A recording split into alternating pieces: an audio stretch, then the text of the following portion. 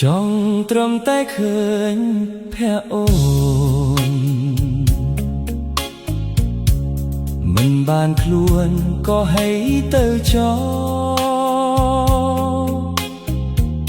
ចង់ត្រឹមតែឃើញសម្រស់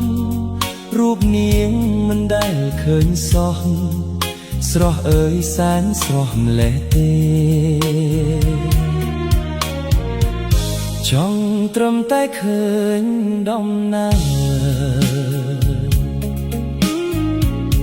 រៀនស្រីដាក៏សមលើកគេបុណ្យវ័យសាំងពីបុព្វេបានជាជាតិនេះមានស្នេហ៍ឲ្យគេវង្វេងគ្រប់គ្នា